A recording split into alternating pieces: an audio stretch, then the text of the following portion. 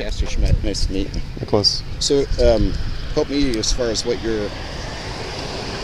You can show me a brochure, but what do you guys all? Well, we're here as Christians to exhort our brethren to live out the second great commandment, to love your preborn neighbor as yourself. Correct.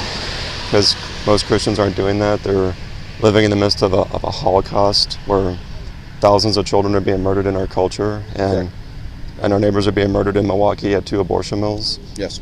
At Planned Parenthood and affiliated medical services, and most Christians are acting like it's no big deal. Oh. So we're trying to. Well, we're in the church bodies that tries to make it a big deal, and we do have our Lutheran Church Missouri Synod South Wisconsin District. We even have a house called a refuge house for women as an alternative if they have nowhere else to go. So we've had several people have gone through that, and then not only that, we do have people that are doing like you do, protest in front of the abortion clinic. So we appreciate what you're doing.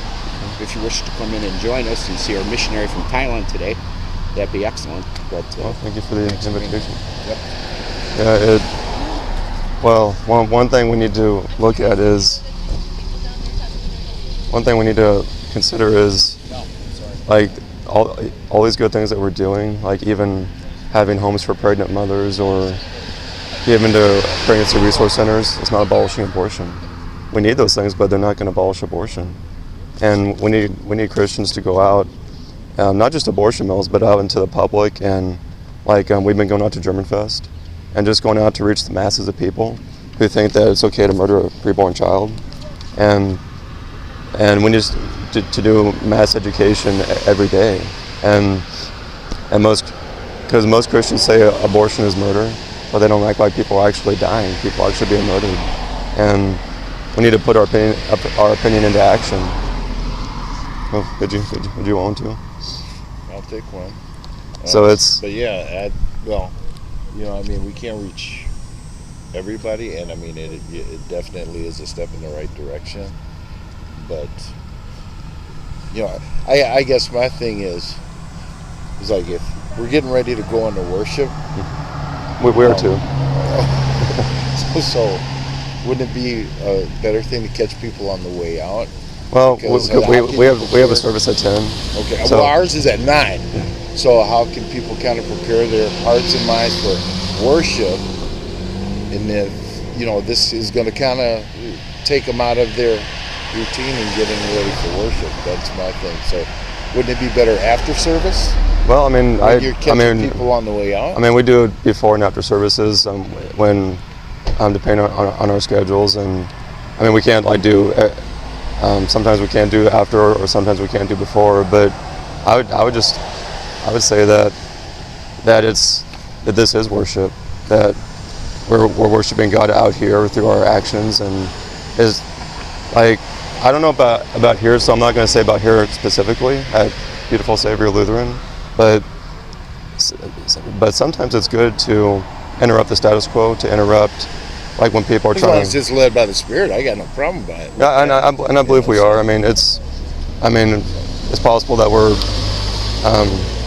doing something wrong in some way. I'm not aware of it, but yeah, you're right. As long as we're led by the Spirit, but I think there's something wrong when people want to. Again, I'm not saying that's here, but in general, if people want to go about their business and go into church services or even a Christian concert, and they don't want to be interrupted by what their most needy neighbors need, then that's a problem with that. Oh, I agree with that. Yeah. And so Trust me, I'm definitely with you as far as your stance against abortion. And there are things that I think, the churches, not like you said, not just here, they need to be made aware of.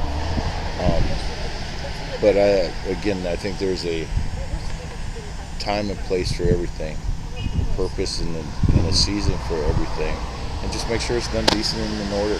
So yeah, that's what we strive to do, is to do it in a way that honors God, and I'd say it's always the right place, always the right time when children are going to be murdered tomorrow morning, and they are going to be murdered tomorrow morning, and we need a lot of wake-up call.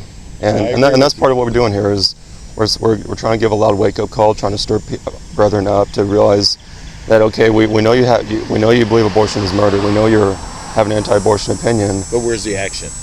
Yeah, I mean, Yeah. well, beyond like. But I'm sorry to cut short, but I got to get in because our service is about to start. Okay. So, all right, thank you. Thank you God for bless. speaking with me.